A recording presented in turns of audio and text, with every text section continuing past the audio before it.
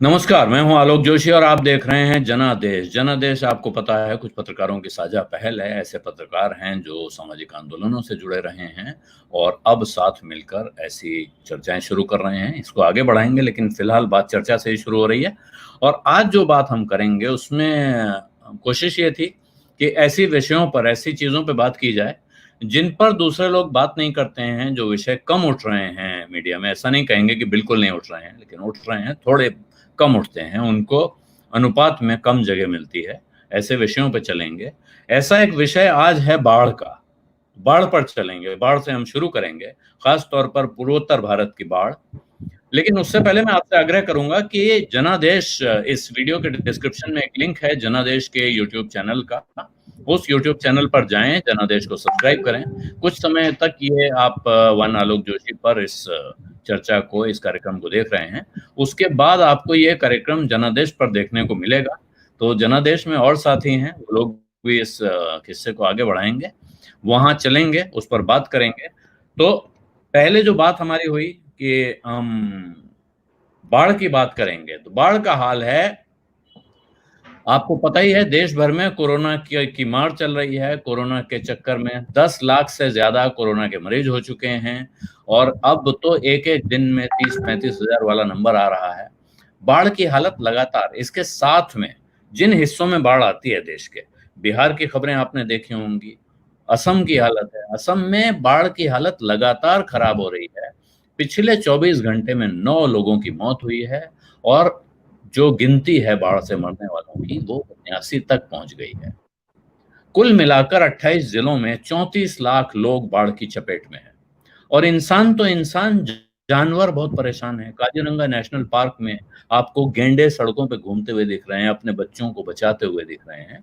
हम चलते हैं अपने साथी प्रभाकर मणि तिवारी के पास। प्रभाकर जी वैसे कलकत्ता में हैं इस वक्त, लेकिन वो पूर्वोत्तर भारत पे बहुत पैनी नजर रखते हैं और उनके पास जानकारी है उसकी।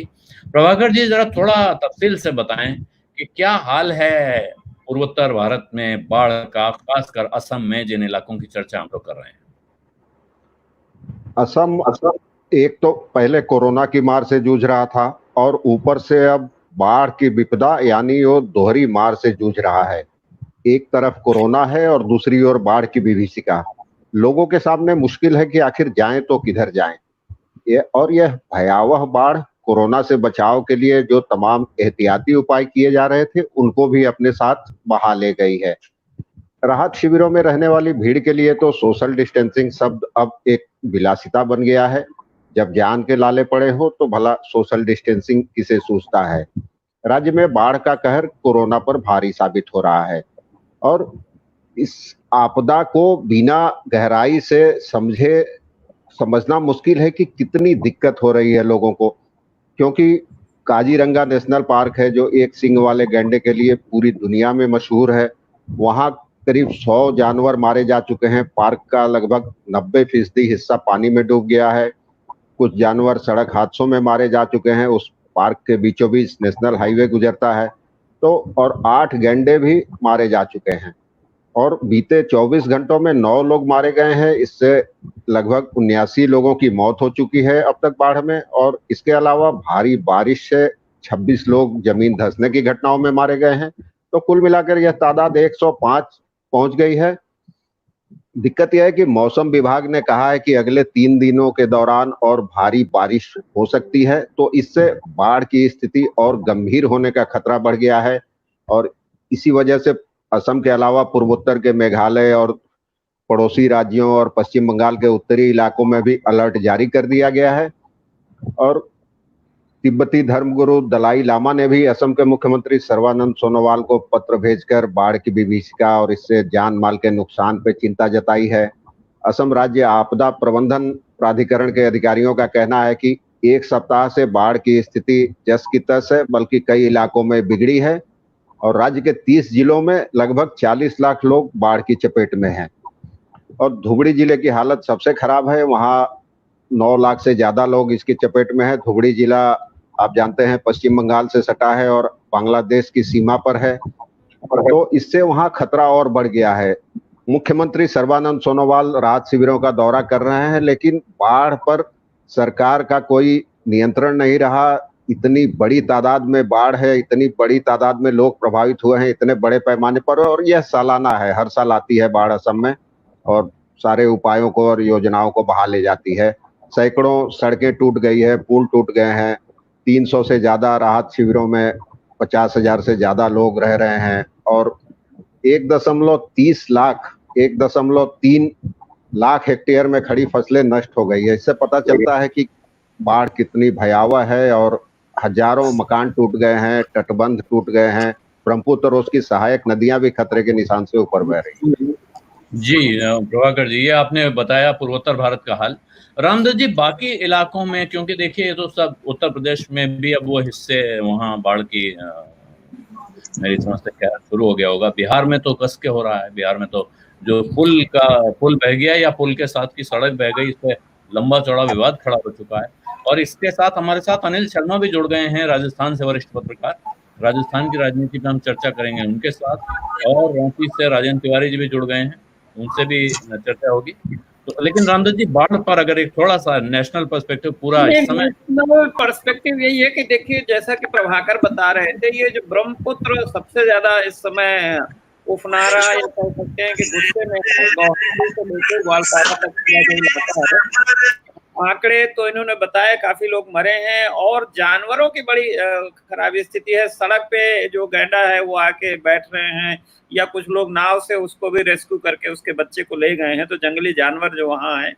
उसके अलावा ये पूरा जो इलाका जुड़ा है, देखिए पूर्वी चीन में भी बाढ़ है इस समय, नेपाल में भी बाढ़ है, और नेपाल से सटा जो हमारा उत्तर प्रदेश और बिहार का इलाका है वहां भी बाढ़ का प्रकोप है, जैसा कि आलोक जी आप कह रहे थे। और गोरखपुर में जो है वो राप्ती खतरे के निशान से ऊपर बह रही है, सरयू भी उधर से आती है नेपाल से, उसमें भी बाढ़ आ रही है। और बाढ़ की जो ये स्थिति है उसकी वजह से तो जो कोविड अस्पताल है वहां भी पानी घुस गया कई जगह। और गोरखपुर का तो खास करके चर्चा हुई थी, प्रियंका गांधी ने ट्वीट भी किया था कि गोरखपुर के अस्पताल में पानी घुस गया। और बाढ़ में एक चीज मैं सिर्फ आपसे ये कहना चाहता हूँ आलोक, कि इसमें मीडिया के और सूचनाओं की बड़ी अहम भूमिका है, क्योंकि अगर कुछ और राहत नहीं हो सकती तो अगर समय रहते सूचना आ जाए, बता दिया जाए, तो कम से कम लोग जान बचा के सुरक्षित जगहों पर जा सकते हैं।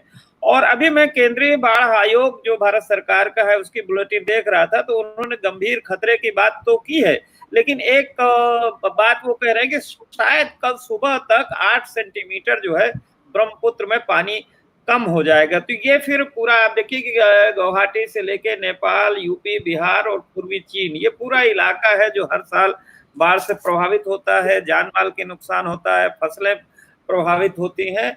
और इसका कोई स्थायी समाधान जो है वो नहीं हो पा रहा है, क्योंकि नेपाल और भारत के बीच में भी तमाम विवाद है, बांधों को लेके, नदियों पे तटबंधों को लेकर के। तो इसकी वजह से ये हर साल झेलना पड़ता है। जी, तो इसका तो स्थायी समाधान नहीं हो पा रहा। आप कह रहे हैं स्थायी की तो दूर जाने दें, जो समाधान कहते हैं तात्कालिक समाधान भी, तुरंत राहत पहुंचाने का काम, जैसा आपने कहा कि सूचनाएं पहुंचा देना, मुझे काम जो लोग डूब जाते हैं। जी, जो व्यवस्था दरअसल सरकार को करनी चाहिए, जो कनेक्टेड गवर्नमेंट, जो सरकार कह रही है कि हम एक एक आदमी से जुड़े हुए हैं, और वो केवल मैं किसी एक केंद्र सरकार को नहीं कह रहा हूँ, हर राज्य की सरकार का यही हाल है। बड़े बड़े विज्ञापन अखबारों के पहले पन्ने पे आप देख सकते हैं उनके मुख्यमंत्रियों की तस्वीरों के साथ कि क्या कमाल कर डाला, और अगले दिन वो कमाल पानी में धुला हुआ मिलता है। राजेंद्र कुछ बताना चाह रहे हैं? राजेंद्र जी, बिहार बाढ़ की जब बात आती है तो बिहार की चर्चा किए बिना बाढ़ की बात पूरी होती नहीं है, क्योंकि जैसे असम में ब्रह्मपुत्र जिस तरह से रहती है, ऐसे बिहार में गंडक, ये कोसी और एक दो नदियां हैं जो जिनसे बाढ़ आती है, और इस समय बिहार भी बाढ़ की विभीषिका से गुजर रहा है। जो आपने कहा कि इसका कोई समाधान नहीं, बिहार में इसका समाधान है, लेकिन कोई करने का राजनीतिक इच्छा शक्ति चाहिए उसे करने के लिए, और वो लोगों में नहीं दिखाई देती है। बहुत बड़ी स्टडी बिहार में हुई है इस सब को लेकर के, पिछले दिनों में 7-8 साल पहले की बात है, और नीतीश कुमार उस समय मुख्यमंत्री उस समय भी थे, और वो ऐसा लग रहा था कि उस पर काम करेंगे, लेकिन वो ठंडे बस्ते में चला गया। देखिए, पहली बात यह है कि जो नदियां हैं उनका स्तर ऊपर आ गया है, मतलब उनकी जो बेड है वो उसमें गाद जमा हो गई है। एक तो उसकी सफाई की बात है, गंगा की हो या कोसी की, कोसी तो खैर बाढ़ में आता है, गंगा की खास तौर पे, क्योंकि ये सारा पानी गंगा लेकर के जाती है। दूसरी बात यह है, गंगा पर जो जो बैराज बना हुआ है जो पश्चिम बंगाल में आता है, और उसकी वजह से भी बहुत दिक्कत रहती है। उस पर सोचना चाहिए, लेकिन उस पर भी कोई सरकार सोचती नहीं है।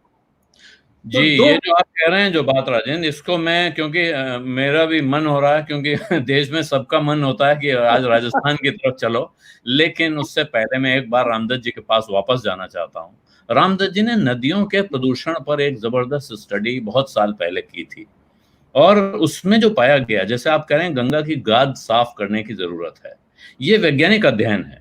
गंगा की सफाई की जरूरत है, ऐसा बड़ा कोई वैज्ञानिक अध्ययन था, जिसके बाद भारत सरकार ने गंगा एक्शन प्लान शुरू किया था।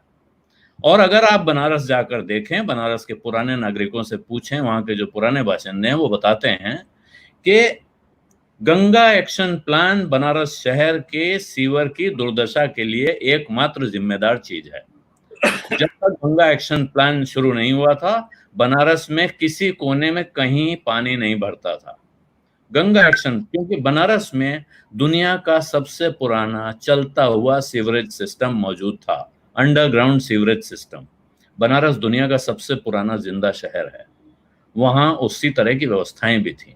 लेकिन गंगा एक्शन प्लान आया और उसने उस शहर के सारे सीवर को तबाह कर दिया। रामदत्त जी, ये जो अब हम कहें गंगा की सफाई, जैसे अभी कौन सा अभियान चल रहा है गंगा सफाई वाला, एक मंत्रालय बना, नमामि गंगे मंत्रालय बना हुआ है। तो प्रश्न है, क्या सरकार भूमिका निभाकर, सरकार कुछ काम करके चीजें सुधार देती है, या उल्टे सरकार रायता फैलाकर पब्लिक को उसमें फंसा देती है?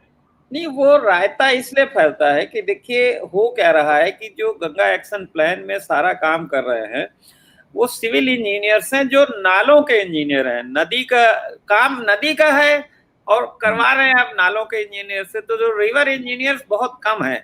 और मैं बनारस में मिला था, वहाँ प्रोफेसर यूके चौधरी हैं, जिनके बनारस हिंदू यूनिवर्सिटी में, वो बॉम्बे से रिवर इंजीनियरिंग पे ही खास करके उन्होंने पढ़ाई करी, एक गंगा रिसर्च लैब भी बनाई। तो उन्होंने जो गलतियां होती हैं उसका जैसे एक उदाहरण बताया उन्होंने कि वहां पर हर कोई अपने अपने उत्साह में कि हम कर रहे हैं, तो वहां एक कछुआ सेंचुरी बना दी, ले जाके डाल दिया। अब उससे क्या हुआ, बालू का खनन रोक दिया। देखिए बालू हर साल आती है, अब नतीजा क्या हुआ, खनन रोक दिया तो बनारस के उस पार बालू अब जमा हो गई और पूरे ढेर हो गए हैं, इतने ऊंचे ऊंचे ढेर हो गए। मैं गया तो फोटो लाया, नदी के दूसरी तरफ, हाँ, जो शहर के दूसरी तरफ। तो अब नतीजा क्या हुआ कि जो नदी है वो पूरा इधर ठेल रही है, और आप देखिए तमाम मंदिर गिर रहे हैं, नाला ऊपर आ रहा है, पानी जो है फ्लोस का, भाई बाढ़ में नदी के दो कोर्स होते हैं, एक गर्मियों में सूख के चलती है, और जो फ्लड प्लेन जोन होता है, फ्लड प्लेन जोन का मतलब कि बरसात में वो फैल के बहती है पूरा 1 किलोमीटर 2 किलोमीटर। जब आपने उधर रोक दिया, उसको नहर बना दिया, जैसे लखनऊ में भी गोमती को नहर बना दिया, तो उसका परिणाम हुआ कि सारा पानी ठेल के बनारस की तरफ आता है, और वो इसलिए इधर फ्लडिंग हो रही है, इधर घाट टूट रहे हैं, मकान टूट रहे हैं। एक तो ये बहुत बड़ा नुकसान हुआ, और भी कई उसमें गलतियां हैं। इसी तरह जो है सारा जो जोर है वो घाटों को पक्का करने का है, उस चक्कर में जो नाले और थे पुराने नाले नालिए वो भी बंद हो जाते हैं। जो इन्होंने प्लांट बड़े बड़े लगाए टंकी, वो भी नदी के इसी तरफ, और जो मुख्य घाटों में लगा दिए जहां स्नान होता है, तो वो बंद रहते हैं, कई बार बिजली नहीं रहती, कई बार टेक्निकल नहीं रहते, तो उसमें ढेर सारी खामियां हैं। लेकिन ये बात सही है कि जो जगह जगह बांध बन गए हैं, बांध ये केवल वहां नहीं बना है, बांध जो हरिद्वार में भी है, नरोरा में भी है, उसके अलावा बिजनौर में है बैराज, कानपुर में बैराज है, आगे उसके बाद वहां बैराज है। तो इन सबसे बड़ा नुकसान दो तरह का हो रहा है, एक तो तमाम मिट्टी जो है वो जमा हो जाती है, उसके अलावा एक और बड़ा नुकसान है जिसपे लोगों का ध्यान नहीं गया, कि जो मछलियां इतनी अच्छी अच्छी गंगा नदी में पाई जाती थी, मछली उल्टी चलती है। और तो मैं आपको बहुत अच्छी जानकारी देता हूँ कि मछलियां जाके वो सारी जो अच्छी अच्छी मछलियां वो हिमालय के ऊपर जाके साफ पानी में अंडे देती हैं। हाँ, अंडे देती हैं। अब वो मछलियां जा ही नहीं पा रही हैं। जैसे मैं एक बार नैनीताल गया था, तो तितलियां जो है दक्षिण भारत से आके हिमालय की तरफ अंडे देने आती। तो हमारे जो सरकारी अफसर हैं ये अवैज्ञानिक काम करते हैं, न ये भूगोल वालों से, जीव जंतु वालों से, नदी वालों से बात नहीं करते। अब ठेकेदार ही इनके सबसे बड़े सलाहकार हैं और जिसमें ज्यादा कमीशन मिले वो काम करवा देते हैं। जी, तो अब हम चलते हैं जरा राजस्थान की तरफ रामदत्त जी, और उस पर चर्चा करेंगे। अनिल शर्मा हमारे साथ हैं, मेरे पुराने सहयोगी हैं और राजनीतिक विश्लेषक हैं, जयपुर में रहते हैं, अब साथ जुड़े हुए हैं। अनिल जी, पहले तो बताइए ताजा चल क्या रहा है? सर, लेटेस्ट जो है उसमें यह है कि अशोक गहलोत अभी राज्यपाल से मिलने गए थे और जो सोर्सेज से पता लग रहा है उसमें ये लग रहा है शायद इन्होंने कोई लिस्ट सौंपी है और हो सकता है जल्दी से असेंबली, एक छोटा शॉर्ट असेंबली सेशन बुलाने की संभावना लगती है। और जो लिस्ट सौंपी है जो हमें पता लग रहा है वो शायद 102 विधायकों की है सपोर्ट में। तो 102 विधायकों की सपोर्ट में लिस्ट सौंपी है और उधर जो सचिन पायलट को कोर्ट से स्टे मिल गया है, इन दोनों को जब आप मिला के देखते हैं सर, तो स्टे नहीं मिला है सर, अभी स्टे नहीं मिला है, हियरिंग कंप्लीट नहीं हुई है। अच्छा, उनको एक टेम्पररी राहत मिली हुई है। हाँ सर, वो क्योंकि हियरिंग कल फिर है मंडे को, नॉट कल तो संडे है, मंडे को हियरिंग फिर है और मंडे को डिसीजन आ सकता है। इसमें दो चीजें हैं सर, कोर्ट का भी अगर आप देखें तो इसमें वो 7 दिन का जो क्लॉज होता है विधानसभा का, 7 दिन पहले नोटिस देना चाहिए, वो भी पूरा हो जाएगा मंडे सवेरे शाम के 5 बजे तक। उसके बाद में स्पीकर भी फ्री है एक्शन लेने के लिए। तो ये दोनों तरफ से एक तरह से फ्री हो जाएंगे। लेकिन एक उसमें अब नया जो एक एंगल आया है, मायावती जी कूद पड़ी हैं, उसको कैसे देख रहे हैं? मायावती जी को क्या ऐसा वहां इंटरेस्ट जाग उठा जो काफी समय से हम लोग देख रहे हैं? उत्तर प्रदेश के मामलों पे भी चुप रहती थी, ऐसा लगता था मुंह में दही जमा हुआ है, लेकिन इस मामले में कांग्रेस के अंदरूनी झगड़े में वो गहलोत के खिलाफ उन्होंने अचानक बड़ा धमाकेदार बयान दे दिया है। क्योंकि ये सर पहली बार नहीं है, अगर आप देखें इससे पहले जब गहलोत साहब मुख्यमंत्री बने थे तब भी वेपर थिन मेजोरिटी थी और उस टाइम भी यही 6 ही एमएलए थे जो कि पूरे के पूरे कांग्रेस में शिफ्ट कर गए थे। इस बार भी इनकी किस्मत ऐसी है, 6 के 6 जीत के आए बीएसपी से और अल्टीमेटली वो कांग्रेस में चले गए। गहलोत साहब ने उनको कांग्रेस में मर्ज कर दिया। वो उनको बड़ा दुखता है इस बात का कि नाम तो बीएसपी का होता है और अल्टीमेटली कांग्रेस में चले जाते हैं वो। पर सर ये तो पॉलिटिक्स है, जहां ग्रीनर पास्चर दिखते हैं लोग उधर ही भागते हैं। हाँ रामदत्त जी, आपका इस पर कुछ राजस्थान के मसले पे कमेंट? देखिए, उसमें 2 एंगल हैं। वो कह रहे हैं हरियाली दिख रही है, लोग उधर जाते हैं क्योंकि उनको तो चारा चरना है। नहीं, कई मायावती जी के 2 एंगल है। ये बात सही है कि वो इस बात से गहलोत जी से नाराज हैं कि उनके विधायकों को उन्होंने शामिल करा लिया, लेकिन जब इतनी कम संख्या है, पूरी पार्टी चली जाएगी तो क्या करेंगे। लेकिन इधर कई महीनों से मायावती जी के जो बयान आ रहे हैं वो बेसिकली कांग्रेस के खिलाफ आ रहे हैं। मुख्य बात ये समझने की है बिटवीन द लाइंस कि उन्होंने कहा कि वहां राष्ट्रपति शासन लगाया जाए। ये मांग जो है सबसे पहले बीजेपी ने नहीं रखी, उन्होंने रखी। तो इसीलिए कई बार लोग आरोप लगाते हैं कि जो है मायावती बी टीम की तरह काम करे। एक चीज और देखिए यहाँ हुई, कल यहाँ विधानसभा के सामने 2 महिलाओं ने आत्मदाह की कोशिश की, उसमें एक की डेथ हो गई और एक जो है वो अभी गंभीर रूप से बीमार है। तो उसमें भी मायावती ने कांग्रेस के खिलाफ कहा है कि अगर ये लोग दोषी हैं, उनको भड़काने के लिए आत्मदाह का जो प्रयास किया तो उनके खिलाफ कार्रवाई किया जाए। तो मायावती कुल मिला के उनका शुरू से गेम था पहले से कि भाई कांग्रेस कमजोर रहती है, कहीं ऐसा ना हो कि कांग्रेस थोड़ा सुधरे तो हमारा दलित है, हमारा अल्पसंख्यक है, जो हमारा वोट चला जाए। तो उनके लिए कांग्रेस का कमजोर रहना मायावती की पहली प्रायोरिटी है।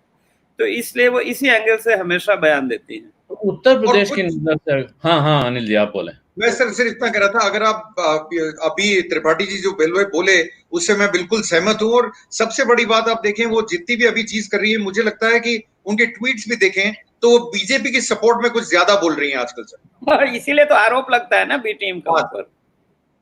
तो मैं तो यही समझना चाह रहा था रामदत्त जी, एक तरफ ये कहा जा सकता है अगर आप बहुत निरपेक्ष भाव से फेस वैल्यू पे लें और बहुत इज्जत के साथ देखें कि भाई राजनीति है, इसमें आदमी एक पोजीशन लेता है, तो कह सकते हैं जैसे आपने कहा, उन्हें लगता है कि कांग्रेस मजबूत होगी तो हमारे वोटर उनकी तरफ जा सकते हैं, इसलिए वो अपना टर्फ बचाने के लिए लड़ रही हैं। लेकिन आज की तारीख में जब पिछला जो विधानसभा का चुनाव, लोकसभा चुनाव, उस समय उत्तर प्रदेश में भारतीय जनता पार्टी ने लगभग 50% वोट शेयर हासिल कर लिया। अब इसके बाद कांग्रेस का हाल जो है वो सबको पता है, हमारे जैसा को मालूम है कि कांग्रेस का क्या हाल है। ऐसे में कांग्रेस पर हमला करना किसी भी राजनेता के लिए और खासकर वो राजनेता जो पॉलिटिक्स देख रहा हो, जिसको सामने भारतीय जनता पार्टी जैसा मुकाबिल हो पहलवान, उस समय आप किसी कमजोर पार्टी पर हमला कर रहे हैं, संदेश क्या दे रहे हैं और किसको दे रहे हैं? नहीं, ऐसा नहीं सारा संदेश सिर्फ बीजेपी की लीडरशिप को ही देना है। नहीं, संदेश इसलिए भी देना है कि देखिए, जो चर्चा है राजनीतिक गलियारों में और फैक्ट भी है कि एक तो उनके भाई की जो है वो आनंद कुमार जी की काफी प्रॉपर्टी वगैरह नोएडा में थी और उनकी फाइलें उनके पास हैं, केंद्र सरकार के पास हैं। मायावती जी की भी तमाम फाइलें वहां हैं। तो एक चक्कर ये भी है कि जब से लालू यादव जेल में गए हैं तो यहाँ के जो नेता लोग हैं और खास करके जिनकी कुछ फाइलें वहां दबी हुई हैं कारनामों की, तो वो बीजेपी को या केंद्र सरकार को खुश करने में लगे रहते हैं। अब आप उसको इस संदर्भ में देखिए कि अब वो क्या आप समझते हैं कि वो भी जेल चले जाएं, भाई भी जेल चला जाए, तो ये कोई बुद्धिमानी है इस समय? ये तो पहला चीज तो है कि अपने को बचे रहेंगे तभी ना आगे राजनीति करेंगे। आप चाहते हैं कि लालू की तरफ भी जेल चला जाए? रत्नाकर यादव उन्होंने टिप्पणी की है कि बहन जी कब कांग्रेस के खिलाफ बोलेंगी और कब भाजपा के खिलाफ, ये सीबीआई तय करती है। ये दर्शक की टिप्पणी है। ये वही हम भी कह रहे थे, लेकिन हम थोड़ा सा संभल के कहना चाहते थे जी। लेकिन अनिल जी, आपको राजस्थान का हाल क्या दिख रहा है? एक सज्जन ने पूछा कि भाई ये साहब उस दिन 109 कह रहे थे, आज 102 बता रहे हैं गहलोत के साथ, तो ये गिनती हम लोगों को तो करनी नहीं है?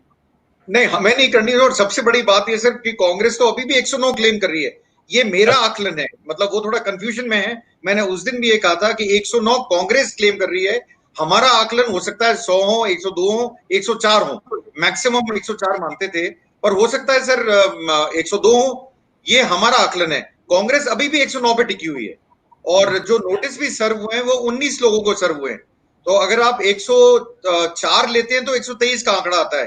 तो हिसाब से 104 105 के करीब होना चाहिए अगर 19 लोगों को नोटिस सर्व हुए हैं तो क्योंकि इनके पास 123 के करीब थे सर, तो 123 में से अगर 19 को सर्व हुए तो 104 का आंकड़ा आता है।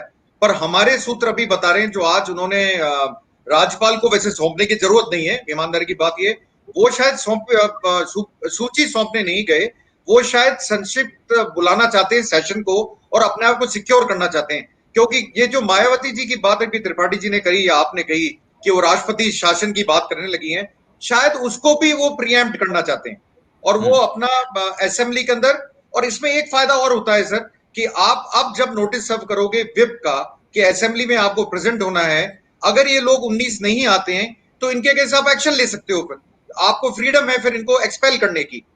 तो इसमें दो चीजें हैं अगर आप इसको ध्यान से देखें तो। फिगर में जा रहे हैं सर, फिगर में तो सीधी बात है किसी को नहीं पता सर, मैं सही बोलूंगा, जितने पत्रकार बैठे किसी को नहीं पता, पर सीधा सा सिंपल सा कैलकुलेशन है कि 19 को नोटिस मिला, 123 सपोर्ट में थे राज्यसभा में, तो कितने हुए सर? 104। एक सीधा सा कैलकुलेशन है। अब आप 102 बोलिए, कांग्रेस 109 क्लेम करती है, कांग्रेस अभी भी 109 क्लेम कर रही है।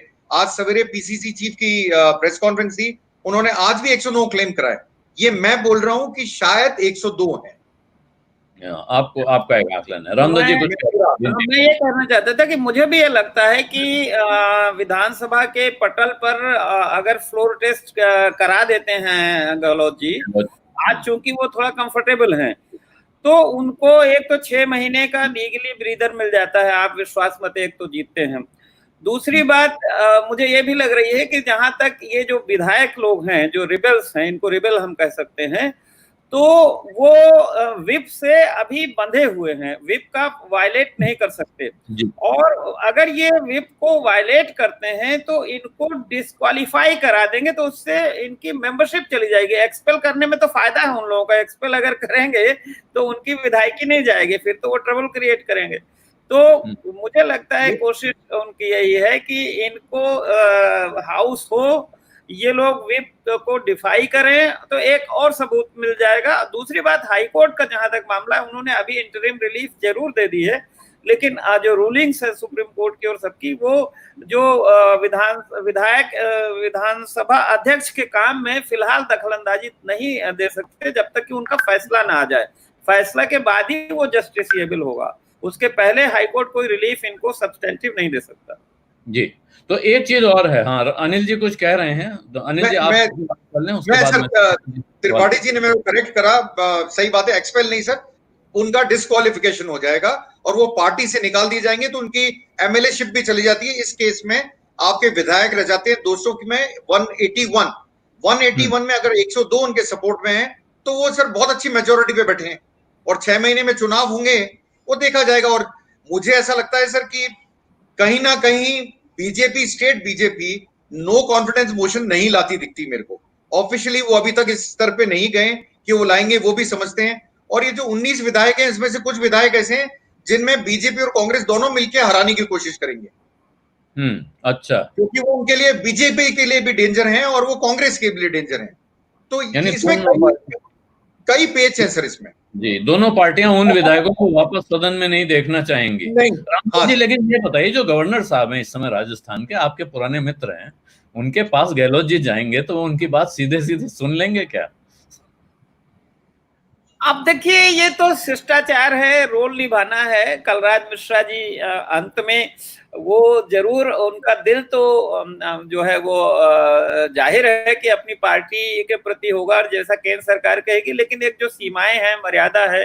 अगर चीफ मिनिस्टर प्रस्ताव करता है कैबिनेट की तरफ से कि सदन बुलाया जाए, और वैसे भी इस समय मानसून सत्र होता है, उत्तर प्रदेश का भी सत्र होने वाला है, तो उस पे, और ये एक फेयर, जो कॉन्स्टिट्यूशनली भी सबसे फेयर बात ये है कि भाई जो बहुमत का परीक्षण वो राजभवन में, परेड में नहीं होता है। तो ये एक ऐसी फेयर डिमांड होगी, अगर वो करते हैं गहलोत जी, तो उसके लिए मना कर पाना जरा मुश्किल होगा, क्योंकि सत्र बुलाना तो सबसे डेमोक्रेटिक, कॉन्स्टिट्यूशनल और एक फेयर चीज है। और मुझे नहीं लगता कि कलराज मिश्रा जी उसको टाल पाएंगे, क्योंकि ये सत्र का तो मतलब अधिकार है सरकार को बुलाने का। जी, अनिल जी आप ये बताएंगे, क्या सोमवार को पता चल जाएगा हमको कि राजस्थान का नाटक किधर जा रहा है, या अभी जैसे 2 दिन पहले लग रहा था कि सब सेटल हो गया, अब सचिन पायलट के लिए कांग्रेस के दरवाजे दोबारा खोल दिए गए हैं, अब फिर लग रहा है साहब फिर तलवारें तन गई हैं, उल्टे वो मुकुल रोहतगी को अपनी तरफ से वकील ले आए हैं। यहां तक कि खबर ये भी आई कि उन्होंने पी चिदम्बरम से बात की है। ये क्या है? कांग्रेस के अंदर से भी कुछ सूचनाएं आ रही हैं? कांग्रेस के अंदर से सर राजस्थान में बैठ के तो ऐसा लगता है कि सचिन पायलट का वापस आना बड़ा मुश्किल है, बहुत टफ है, क्योंकि उन दोनों के आपस में डिफरेंसेस इतने ज्यादा हो गए हैं कि सचिन जी क्या उनके अशोक गहलोत के साथ बैठ भी पाएंगे, क्या बातचीत भी कर पाएंगे, मुझे बहुत दूर की संभावना लगती है सर। पर पॉलिटिक्स का कहा जाता है sir, nothing is impossible, friend of change हो जाए, आपको कुछ पता नहीं sir, nothing is permanent politics. हम आप बात कर रहे हैं आज, 1 सेकंड बाद क्या होगा हमें नहीं पता, पर आज की तारीख में सचिन पायलट का अशोक गहलोत के साथ बैठना या अशोक गहलोत का सचिन पायलट को सेकंड करना नामुमकिन सा लगता है सर। पर there is nothing, no permanent force और एनिमीज और friends in politics, so we don't know. वहां पर एक चीज हो सकती है, जो बात उठी थी वो ये थी कि शायद सचिन पायलट को दिल्ली कर दिया जाए और अशोक गहलोत को यहाँ पूरा फ्री हैंड दे दिया जाए, वो एक पॉसिबिलिटी लगती है सर। पर वो भी मुझे अब दूर जाते हुए, डे बाय डे दूर जाती हुई नजर आ रही है, बिकॉज जब से केस लगाया हाई कोर्ट में, और वो अगर आप स्पीकर का नोटिस भी देखें तो वो कोई ऐसा नोटिस नहीं था सर, उसमें सिर्फ ये था, ये इन्होंने आपके सीएलपी ने ये कहा है, इसका आप जवाब दें, इसके आगे उन्होंने नहीं कहा है कभी। डिस्टिलरी अभिषेक मनु सिंघवी की अगर आप बहस भी अगर आप देखेंगे, उसमें कहीं ये मेंशन नहीं कि हम आपके अगेंस्ट डिसिप्लिनरी एक्शन ले रहे हैं, कहीं नहीं है सर उसमें, पर वो इशू बन गया एकदम से। अनिल जी, आज वो जो पूर्व मुख्यमंत्री हैं, बीजेपी लीडर वसुंधरा राजे, बार बार उनका नाम आ जाता है उनकी माताजी का दिमाग में, तो उन्होंने भी कुछ बयान दिया है और इसमें कूद पड़ी हैं वो, तो उनका क्या एंगल है? क्या वो गहलोत जी की मदद कर रहे हैं? कुछ ऐसा एंगल है क्या? सर वो बयान भी, सर आप वो बयान भी देखें, बयान बड़ा टिपिकल है। वो कह रही है कोरोना में बहुत लोग मर रहे हैं, कांग्रेस जो सरकार है उसको कोरोना की तरफ ध्यान देना चाहिए, टिड्डी आ गया है, टिड्डियों को भगाने पे ध्यान देना चाहिए। वो बयान भी ऐसा है जो directly it is not hitting Congress. और आप दूसरी तरफ देखें, जो पुराने स्पीकर थे सर, ये डायरेक्टली तो मैं नहीं बोलूंगा, पर मैंने फर्स्ट शो में ये कहा था कि जब तक वसुंधरा है तब तक सचिन पायलट का बीजेपी में आना बहुत डिफिकल्ट है, क्यों वो अपने लिए एक और चैलेंज खड़ा नहीं करेंगी सर। वो जब अपनी पार्टी में किसी और नेता को सीएम नहीं बनने देना चाहती, क्या अपने लिए एक चैलेंज खड़े करेंगी सर? नहीं करेंगी। मैं अभी भी कह रहा हूं, इसलिए वो इनडायरेक्टली कहीं ना कहीं पे बेनिफिट पहुंचा रही हैं। और आप देखिए, मैं अभी बोला हूं, अभी तक बीजेपी ने confidence motion, no confidence motion की बात नहीं करी है सर, ऑफिशियली नहीं करी है, प्रेस कॉन्फ्रेंस में करी है। वो भी 3 आदमी थे, उसके बाद कैलाश मेघवाल जो पुराने स्पीकर थे और सबसे बड़े नेता हैं बीजेपी के एज वाइज, उन्होंने कल स्टेटमेंट दिया है कि सरकार गिराने का मैं समर्थन नहीं करूंगा। तो उनमें से एक आदमी मास्टर भंवरलाल शर्मा जो थे, इन्होंने भैरव सिंह शेखावत की सरकार गिराने की कोशिश करी थी, तब भी ये भैरव सिंह शेखावत की सरकार में मंत्री थे, 1990 की बात है। ये वही आदमी है, तो उन्होंने कहा मैं इसको फेवर नहीं करता हूं सरकार गिराने का। तो इसका मतलब है बीजेपी में 2 फाड़ हैं सर, ये मैं बहुत पहले बोल चुका हूं। और वसुंधरा को अभी भी 40 एमएलए फॉलो करते होंगे, कम से कम सपोर्ट करते होंगे 72 में से। मुझे नहीं लगता सर सचिन की एंट्री तब हो सकती थी अगर, क्योंकि शायद सेंट्रल लीडरशिप बीजेपी की भी वसुंधरा जी को पढ़ नहीं पाई और समझ नहीं पाई कि वसुंधरा जी क्या चाहती है, वसुंधरा जी कितनी पावरफुल हैं। वैसे राजनाथ सिंह जी को पता है, जब वो प्रेसिडेंट थे उन्होंने क्या करा था उनके साथ में। अमित शाह जी भी जानते हैं कि उन्होंने जब प्रेसिडेंटशिप की बात आई थी, गजेंद्र सिंह शेखावत को बनाना चाहते थे प्रदेश बीजेपी अध्यक्ष, तो उन्होंने नहीं बनने दिया। कई दिनों तक वो खेल चला, करीब 50-60 दिन। इतना आसान नहीं है सर, बीजेपी भी 2 फाड़ है जी। तो बीजेपी 2 फाड़े तक तो ठीक है, लेकिन हाँ, राजेंद्र कुछ बोलना चाह रहे हैं। राजेंद्र जी, सवाल पूछना अनिल जी से समझना चाहता हूँ, सचिन पायलट जो भी उनकी तरीका है या जो भी वो मैसेज दे रहे हैं, जैसे उन्होंने हाई कोर्ट में जिन वकीलों को खड़ा किया उसके जरिए एक मैसेज दिया, तो किस रास्ते पर जा रहे हैं वो, किस विकल्प की तरफ बढ़ रहे हैं? सर मैं इसको 2 शब्दों में बोलूंगा। मुझे नहीं पता सर कि सचिन पायलट के पास एक्चुअल नंबर क्या है। मैं बताऊं, ना किसी टीवी वाले को पता है, ना किसी प्रिंट मीडिया को पता है, किसी को नहीं पता। अशोक गहलोत के पास कितने नंबर है कोई नहीं जानता। हाँ, पर ये मैं जरूर बोलूंगा, जितने नंबर सचिन पायलट के पास है, उससे शायद 3 गुना नंबर आज अशोक गहलोत के पास है। अगर ये चाहते तो सीएलपी मीटिंग करा के यहां करा सकते थे, फ्लोर टेस्ट, कुछ ना कुछ तो पीछे चल रहा था सर, कुछ ना कुछ पकड़ा होगा। शायद रॉन्ग टाइमिंग हुई है, मिस कैलकुलेशन कर गए हैं सचिन पायलट इस पूरे एपिसोड में। आगे क्या है सर, या तो वो जगन मोहन रेड्डी भी बन सकते हैं, चाहे तो वो थोड़ी मेहनत करें तो शायद जगन मोहन रेड्डी बन जाए सर 2-3 साल बाद। आज की तारीख में मुझे बड़ा $1 मिलियन क्वेश्चन है सर, उनके दिमाग में क्या है। ये पॉलिटिशियंस को पढ़ना सर, हम अपने आप को बोलते तो पॉलिटिकल एनालिस्ट हैं, पर ये हमारे से 4 कदम आगे चलते हैं सर। उनका अनिल जी, क्या उनमें जगनमोहन रेड्डी बनने की क्षमता है? क्योंकि जिस समय जगनमोहन रेड्डी ने अलग पार्टी बनाई थी तो पूरी कांग्रेस ही चली गई थी उधर। सर ये आपका बड़ा वाजिब क्वेश्चन है और मैं इसका जवाब दे चुका हूं आलोक जी के शो में।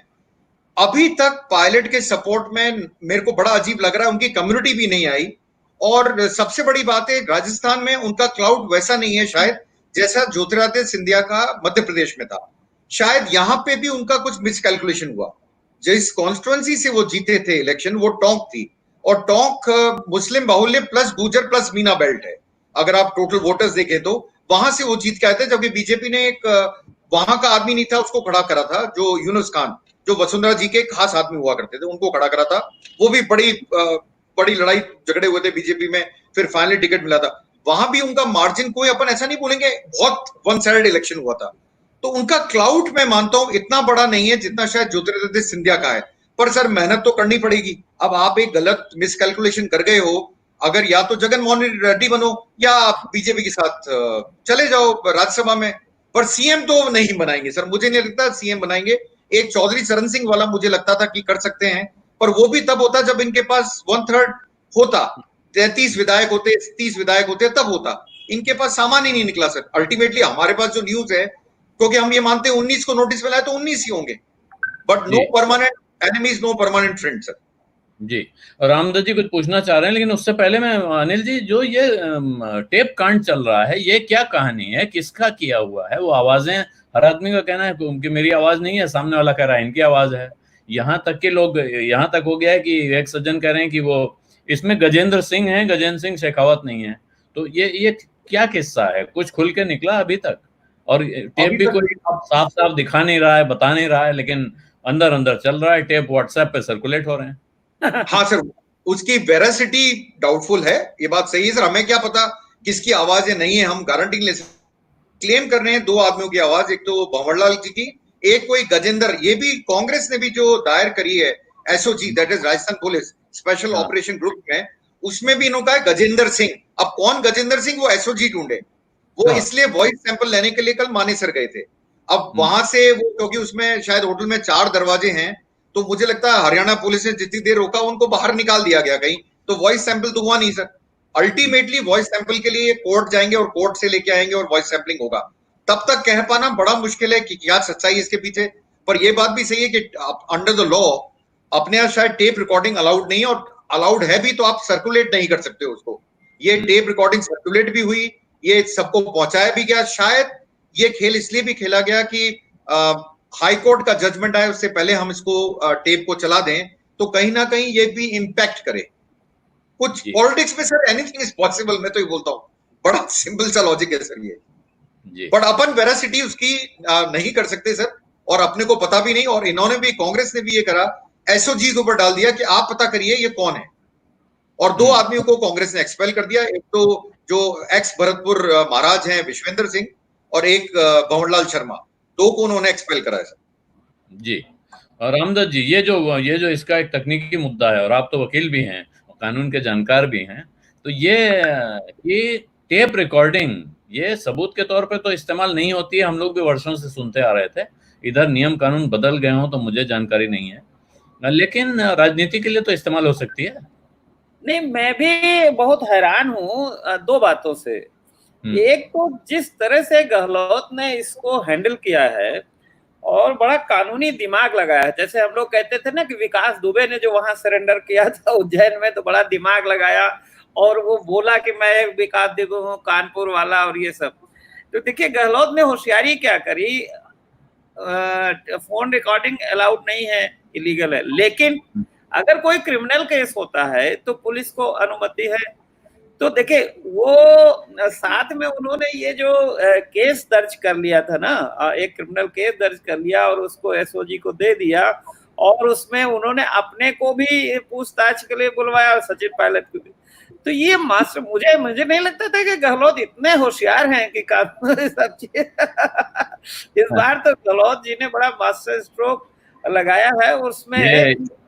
तो इसलिए अगर कोई क्रिमिनल केस होता है तो पुलिस वैसे भी देखिए अनौपचारिक रूप से तो हर जिले का कप्तान अपने यहाँ रिकॉर्डिंग इक्विपमेंट रखे और हम सबकी जो है आवाजें रिकॉर्ड करता रहता वो। लेकिन ये जो है मामला, इसमें मुझे लगता है कि शायद इसीलिए उन्होंने केस रजिस्टर कर लिया था ताकि उनको क्रिमिनल केस में इन्वेस्टिगेशन का पावर मिल जाए।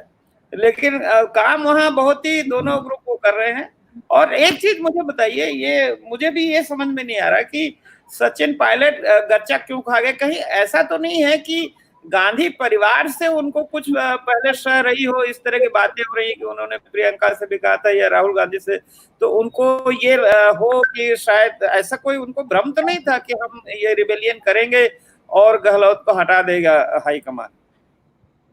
सर मैं, अगर आप मेरे से पूछ रहे हैं तो मैं जवाब दूं। नहीं, आप ही एक्सपर्ट हैं हमारे सर मेरा मानना ये है सर, ये क्योंकि अगर आप गहलोत साहब की पहली प्रेस कॉन्फ्रेंस देखेंगे, पहले तो मैं आपको, आपने जो बोला गहलोत साहब के लिए, वो मैं आलोक जी के शो में चीज बहुत पहले बोल चुका हूँ। एक्चुअली मैं बीच में घुसूंगा क्योंकि जब आप कह रहे थे तभी मेरे मन में बात आ रही थी कि ऐसा लग रहा है जैसे आपको गहलोत जी कोई बहुत ही मासूम से आदमी नजर आते हैं, जबकि गहलोत जी जादूगर हैं। ये आपको ध्यान रखना चाहिए। मुझे आइडिया नहीं मैंने पूछा था कि गहलोत जी वास्तविक जादूगर थे, और अब उन्हें जादूगर इसलिए कहा जा रहा है। अभी बीच में कहा गया कि जादूगर का जादू नहीं चला, लेकिन लग रहा है कि जादूगर का जादू अभी फीका नहीं पड़ा है। अनिल जी, बहुत शातिर निकले। कोई ऐसा चीफ मिनिस्टर करता नहीं इस तरह केस करा के और उसमें अपने को गवाही के लिए बुलवाना, तो डेफिनेटली। और वो भी सेडिशन का सर, आप भी देखिए सेडिशन का केस आप कमाल देखिए, आप होम मिनिस्टर भी हैं और आप कर रहे हैं। मैं पहले भी बोल चुका हूं सर, आज की तारीख में गहलोत जी जैसा कोई समझदार या एस्ट्यूट पॉलिटिशियन इंडिया में नहीं है सर, और उन्होंने ये करके दिखा दिया। और आपको याद होगा गुजरात में इनको इंचार्ज बनाया था कांग्रेस ने, मोदी जी और अमित शाह के स्टेट में, और जब वहां असेंबली इलेक्शन हुए थे 2017 में, तब भी मैंने कहा था ये बात कि Gehlot will prove himself a Chanakya और राहुल गांधी। और उस टाइम आप देखिए क्या करा था उन्होंने गुजरात में, कांग्रेस को बहुत ऊपर ले गए थे। और एक टाइम ऐसा आया था कि खतरा लग रहा था कि कहीं निकल ही नहीं जाए हाथ से बीजेपी के। ये बड़े एस्ट्यूट पॉलिटिशियन है, बड़े समझदार पॉलिटिशियन है, और इनका नाम अनुभव ऐसे भी है ना, धक्का भी और खाया है तमाम। और आप एक चीज देखिए सर, ये 6 महीने से, क्योंकि वो खुद अपनी कॉन्फ्रेंस में बोल रहे हैं मेरे शब्द नहीं है, 6 महीने से कहते हैं ये चल रहा था। अगर 6 महीने चल रहा था तो गहलोत साहब को मतलब 6 महीने से ये पता था कि ऐसी कोई चीज चल रही है और कोई बातचीत चल रही है, आपस में तैयार थे सर वो। उन्होंने सारे एंगल्स देख लिए होंगे, क्या क्या हो सकता है, क्या नहीं हो सकता है, सब उन्होंने ढूंढा हुआ, उसके बाद इंप्लीमेंट करा है। कई लोग तो ये भी कहते हैं कुछ लोगों को उन्होंने प्लांट भी कर रखा था पायलट कैंप में। हो सकता है सर कर रखा हो, हमें नहीं पता, पर हो सकता है ये सही हो, क्योंकि ये जो रिकॉर्डिंग्स हैं इनके पास में जो कल आई हैं, ये इन्हीं का कोई आदमी इनको लाके दे रहा है, और उसमें हो सकता है प्लांटेड हो नहीं हो, पर पॉलिटिक्स में इन्होंने एक चीज प्रूव कर दी सर, एक चीज से दो निशाने करे इन्होंने। कुछ हद तक बीजेपी को भी कटघरे में लाके खड़ा कर दिया कि ये सरकार तोड़ने का काम करते हैं और मेरे पास प्रूफ है। अब एक तरफ तो ये भी कर दिया, एक तरफ सचिन पायलट को भी कॉर्नर कर दिया कि 6 महीने से आप ये खेल खेल रहे थे और आप देखो अब कहां पहुंच गए और आपका कोई नहीं है। आज एक स्टेटमेंट भी दिया कि मैं पहला इलेक्शन लड़ा था तो ये 3 साल के थे, तो मेरे लिए तो बच्चे जैसे हैं, मैं तो अभी भी गले लगा सकता हूं। पर मुझे पता है सर गले लगाना बड़ा मुश्किल है। आलोक जी ने पहले बार ये कहा था कि कोहनी से कोहनी मिलती थी, पर कभी कभी कोहनी से वो लगा भी देते थे, ऐसा कुछ मुझे याद आ रहा आलोक जी ने कहा था। वो बात बिल्कुल सही है, but Gehlot is astute politician sir, मैं बार बार रिपीट करता हूं, और क्योंकि वो मैं बोल चुका हूं उन जैसा पॉलिटिक्स करने वाला आदमी इलेक्शन हारते हैं सर, ये बताऊं मैं आपको, काम भी करते हैं। राजस्थान में कोई ये नहीं कह सकता कि काम नहीं करते हैं, काम करते हैं पर इलेक्शन भी हारते हैं, पर वो एस्ट्यूट बहुत हैं। अगर वो कुर्सी पे बैठे हैं या कुर्सी के बाहर हैं, मैंने ऐसा पावरफुल आदमी नहीं देखा सर। मेरे को 32 साल हो गए पत्रकारिता में, मैंने उनके घर में वो सीएम थे या नहीं थे, वही 5-7 हजार लोगों की भीड़ देखता ही देखता था सर घर के अंदर, because he is a mass leader. वो हर आदमी को कंधे पे हाथ रख के बात करना, is very good politician, very great politician. ठीक है अनिल जी, धन्यवाद आपका इस सब जानकारी के लिए। अब हम कार्यक्रम को खत्म करने की इजाजत चाहते हैं, लेकिन उससे पहले मैं एक बार रामदास जी के पास फिर चलूंगा।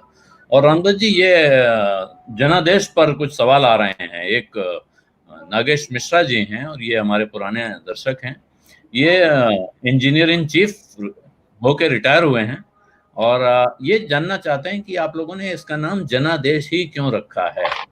जनादेश ऐसा नाम क्यों आप लोगों को ठीक लगा? उसके बजाय इन्होंने 2-3 नाम और दिए हैं कि आप ये नाम क्यों नहीं रख रहे हैं। हाँ, ये कह रहे हैं कि साहब जन संवाद, जनाकांक्षा, वॉक्स पॉपुली, ये सब क्यों नहीं रखा? जनादेश में आप लोगों को क्या ऐसी अच्छी बात लगी? देखिए, नाम तो सही बात है कि हम लोग भी बहुत चर्चा कर रहे थे। पहले एक पंचायत नाम आया था, जन पंचायत नाम आया था, कई नाम आए थे, और लेकिन अंत में बातों बातों में राजेंद्र तिवारी जी हैं अभी पैनल में, तो इन्होंने कहा क्यों ना हम लोग जनादेश रखें। उसकी वजह यह है कि हम लोगों के जो इस ग्रुप के प्रमोटर्स हैं, क्योंकि हम लोग जो 5-7 पत्रकारों ने ये तय किया कि अखबारों में या टीवी से, सोशल मीडिया से सूचनाओं का भंडार बहुत है, लेकिन विश्लेषण नहीं मिलता गहराई से। आज जितने अच्छे से खूबसूरती से अनिल जी ने रखा बातों को और जवाब सवाल, तो वो एक इनसाइट और विश्लेषण के लिए, तो चूंकि अम्बरीश जी का एक इसी नाम से, जन संवाद के नाम से एक न्यूज पोर्टल चल रहा है और वो मंच अपने पास मौजूद था, तो भाई राजेंद्र जी हैं अपने उस्ताद और ये बहुत बड़े पत्रकार हैं। ये अमर उजाला के एडिटर रहे, प्रभात खबर के भी ये कारपोरेट एडिटर रहे, तो इन्होंने कह दिया कि भाई क्यों ना जनादेश के नाम से किया जाए, और हम सब लोगों को अच्छा लगा, क्योंकि नाम में क्या रखा है। और ये जब भी कोई बात होती है पॉलिटिक्स में, हमेशा तो ये कहा जाता था जनादेश की तो बात आती ही आती है, तो हम पत्रकार जनता को ही रिप्रेजेंट करते हैं, जनता की ही बात रखने के लिए हमारा है, जनहित पत्रकारिता के लिए।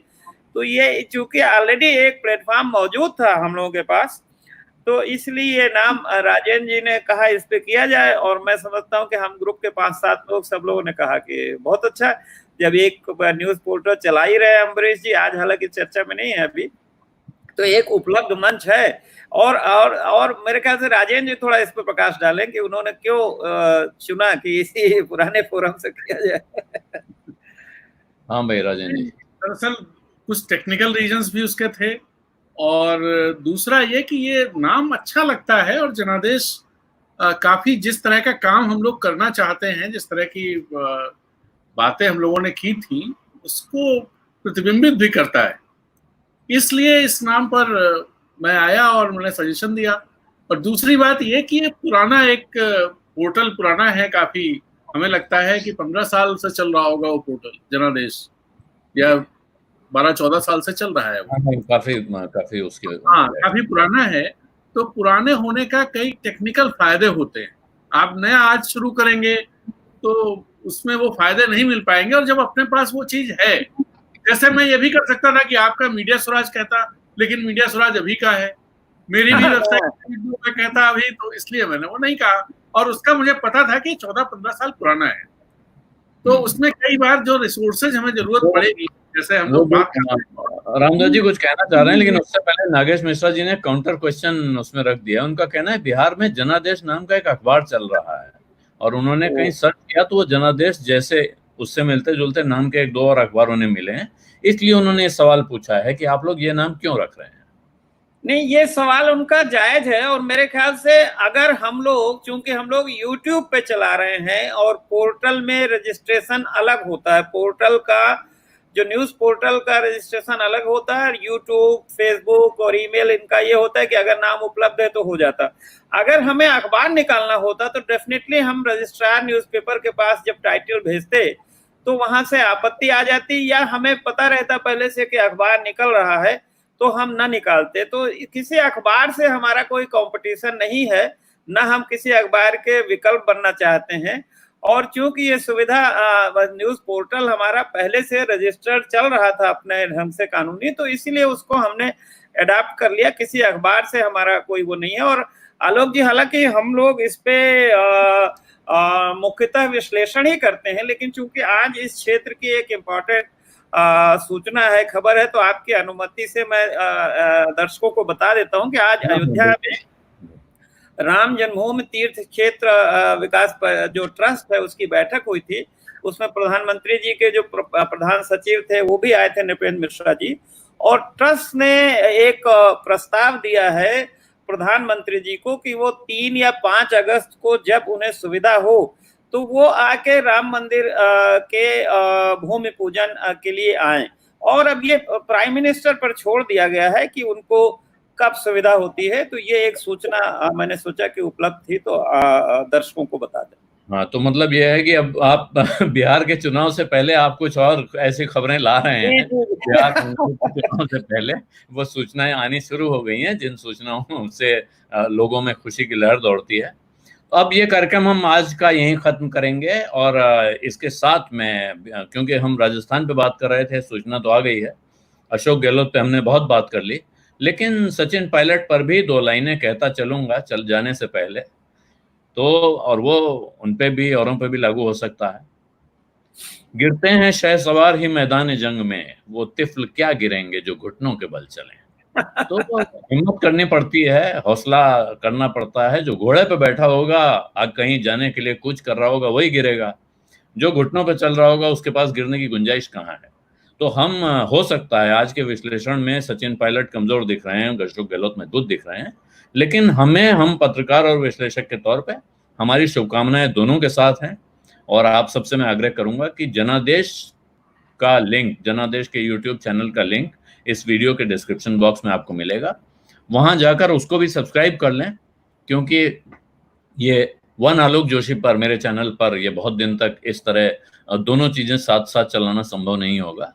और अगर मेरा चैनल वन आलोक जोशी अभी तक आपने सब्सक्राइब नहीं किया है तो सब्सक्राइब का बटन दबाना न भूलें, साथ में घंटी भी बजा दें ताकि आपको खबर मिल जाए कि कब नया वीडियो आया या कब नया लाइव आया। और इस वीडियो के लिंक अपने मित्रों परिचितों के साथ शेयर करना न भूलें। धन्यवाद, नमस्कार।